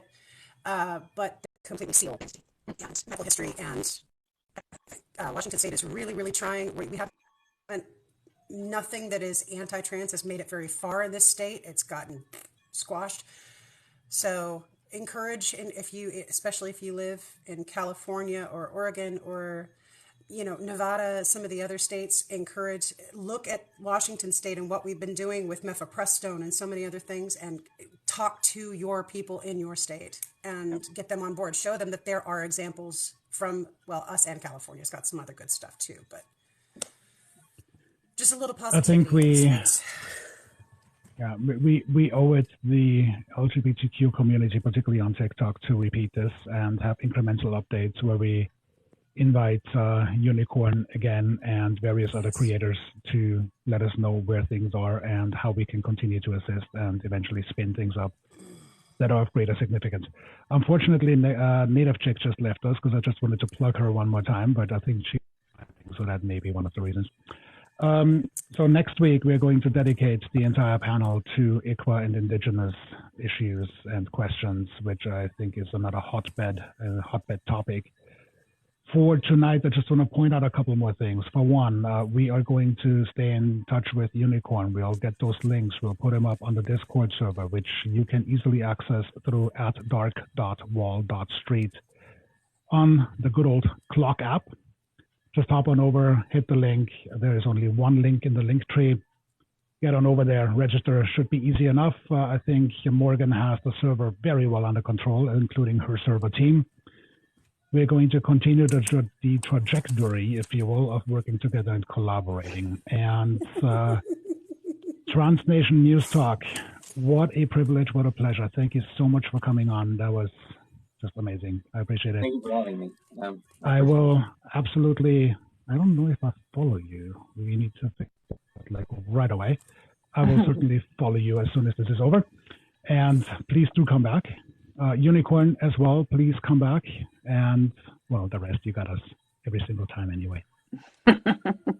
If there is nothing else, we'll cut out 10 minutes early tonight. Again, thank you so much. Yes, go ahead. If I may, just one bit of personal plug. You may. Sure. I do news. Right now, I'm still trying to figure out the formatting of that, but at least every Monday, Wednesday, and Friday, I do news that is, what is happening in the world that impacts trans and trans adjacent communities. So I'm just trying to be more regular about doing that on Mondays, Wednesdays, and Fridays so that people can drop in and find out what's happening. Please make it shareable, duetable, stitchable, and all the options. We will promote. It's alive. Oh, it's alive. Mm-hmm. Oh, okay. About 2 hours. It goes for about 2 hours, and I do a block of news stories, and then we have conversation about that. To kind of cut down on troll and interference, we actually turn the comments off while the news stories are being read, and then we have conversation about that with the chat back on between news blocks. Oh, that's awesome. That is awesome. Great. And what time are those? 10 o'clock Central. 10 o'clock a.m. Central. Okay, Oh, right 10 on. a.m. Central. Okay. I'll Let's send you plug stuff. that. Let's share that. Could I ask you to just, I don't know if you're doing a pre-announcement, like little reels, so to speak, with hints when this is actually taking place for the lives?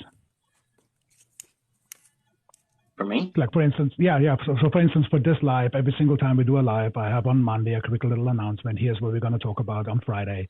Oh, Are you okay. doing that as well? Because that makes it shareable for all of us. So anyone in the comments, all 130 of you, please follow Translation News Talk and just hit that share button when you do that pre-announcement, so we just drive more traffic. I will attempt to do that. Awesome. And if I can drop my plugs, and that'll be it from me. If again, I am working with Team Ravenwood. That is the group that we are doing to build our NPO for helping evacuate trans and gender variants. The other two that I like to plug for this is A Place for Marsha. You can find them at Emmett_Emmanuel. They were the ones who helped us when we were first starting up, getting Vader out and everything, as well as the Never Say Die Club. That is their at as well. They do mutual aid, especially for BIPOC communities. They're always trying to boost those messages. And then the last thing is I always try to push a little bit of education anytime like I speak. And the person I've been pushing lately is give yourself a chance, go follow Legume of Doom.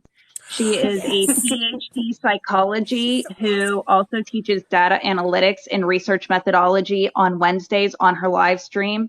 I am in there every week, and honestly, it is a great chance to learn how to read articles, especially medical documentation, and understand them. And that will be all I have. But I will, anybody who wants those names, if you can't find them, message me and I will send them to you. Dr. Doom is amazing. Unfortunately, we couldn't connect to have her on the psych panel last time or 2 weeks ago. She is outrageously cool. So anyone who doesn't follow her, you're doing yourself a disservice.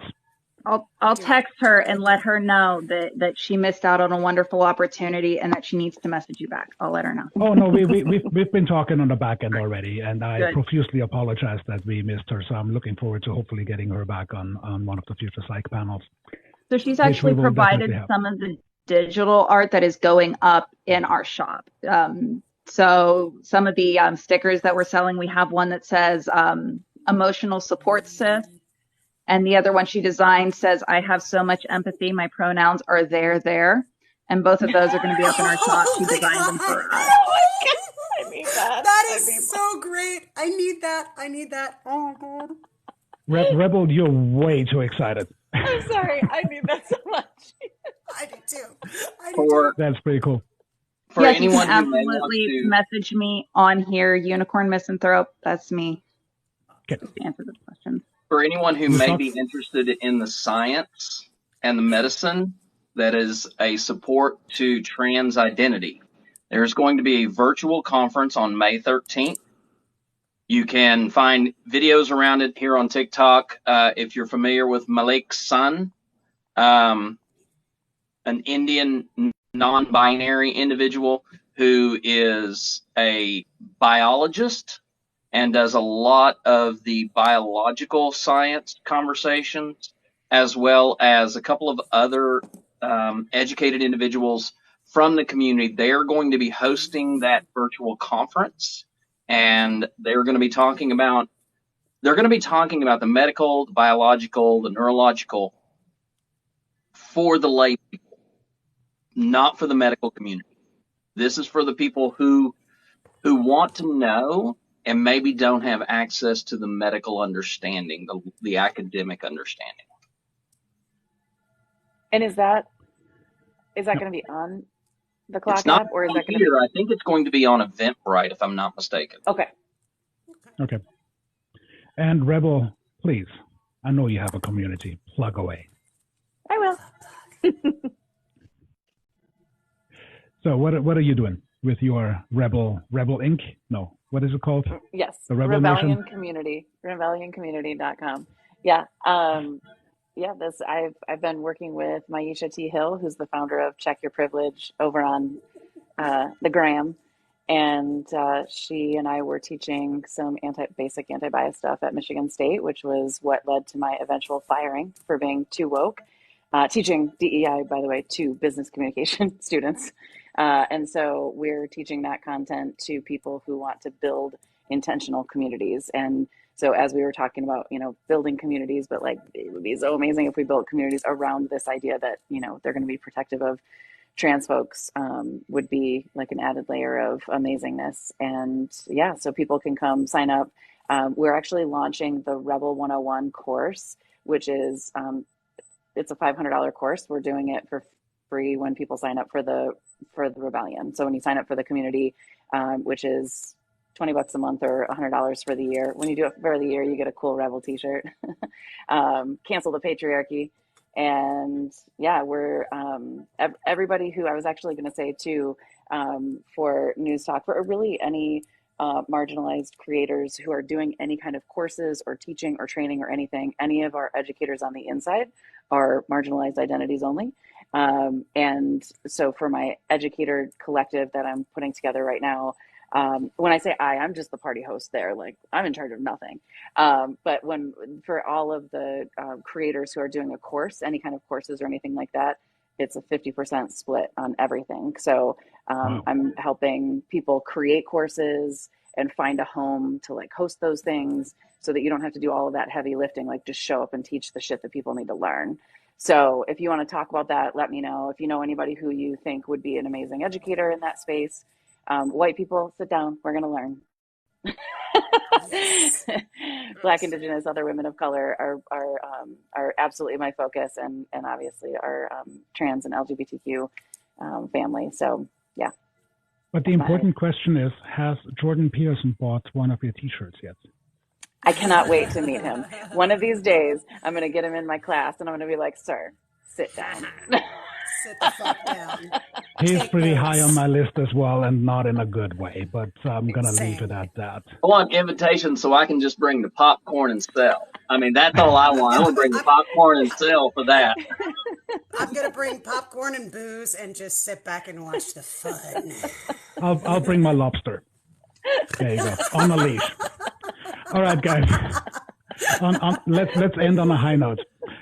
Thank you all for showing up, for spending your time, for giving your time to all of us. I think that was unbelievably valuable. We will do it again. We want to check in, particularly with News Talk. If you haven't followed News Talk yet, hit the follow button, check in on the news, because we can't keep up with everything at all times. So this is where multiple creators, I think, are really important. Again, thank you so much for everybody who showed up tonight. You guys are rock stars. Hit the likes, hit the follows, and most importantly, the back-end mods, the chat mods. Without you guys, such discussions would not be protected and would not be allowed to stay live. So thanks for kicking some major, major ass tonight. Until next Friday, where we have ICWA and Indigenous. So thanks, everybody, and till next time. Bye. Bye. Bye.